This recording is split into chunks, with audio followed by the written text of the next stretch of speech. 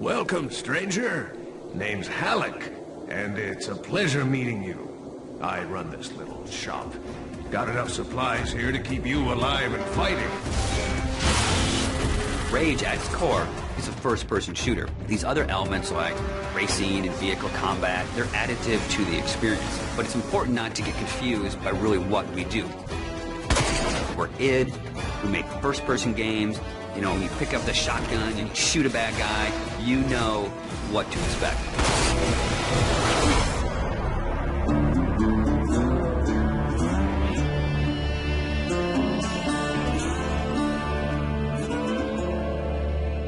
So in Rage, what we've tried to do is in every new environment that you enter, we give you a new weapon or a new ammo type or a new engineering item to keep the experience fresh. And as you play through the game, your arsenal grows and grows. It's a few different elements that really make a weapon good or satisfying. When you hit the fire button, it needs to do something on the other end. And that's where you get the feedback from blowing a head off or seeing a cool death animation.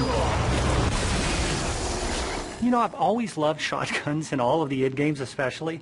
I think if we didn't have a shotgun, a lot of fans would be upset. But the crossbow, because it's so different and so new, it's almost like this utility weapon. My favorite weapon in Rage is the wing stick. Let me guess. You want to know how to throw a wing stick. The wing stick is an offhand, instant throw weapon. The wing stick is such an iconic weapon. It's this bladed death boomerang, and it has like a smart nano targeting core, is some of the mythos that we've built into it. And if you time it right, you can chop the heads off of mutants with it. We have these things we call gadgets or engineering items. Things like a little remote control car with a bomb attached to it. Now you're building this little defense turret. If you have the parts and you have the plans to build it, you can build these anywhere in the world. So now you're running around, you're firing, and instead of just tossing a grate or just throwing the wing stick, you're tossing down a little defense turret. We have other more complex engineering items as you progress through the game, things like sentry bots that are automated robots that shoot all your enemies for you. If you utilize some of the other gadgetry items, you can make it a thinking man's game. But it doesn't stray too far from our core mechanics. It's one button. It all follows the same principle. I pay nicely for quality goods. There is an economy, and when people first think about the economy, they think RPG. But the economy is really your tool to manipulate how you want to play the game. It really is this player choice mechanic.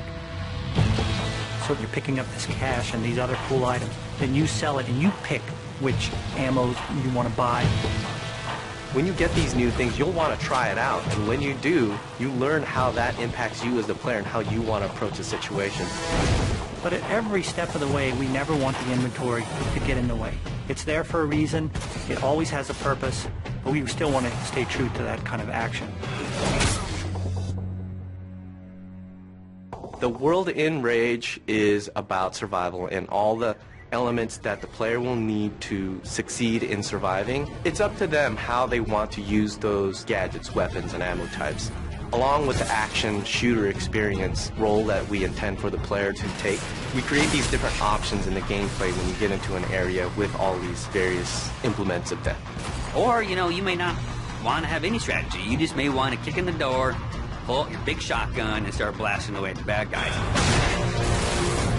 We really give players the opportunity to engage the enemy AI in the way that's best for them. And we feel that that adds a lot of life and replayability to the game.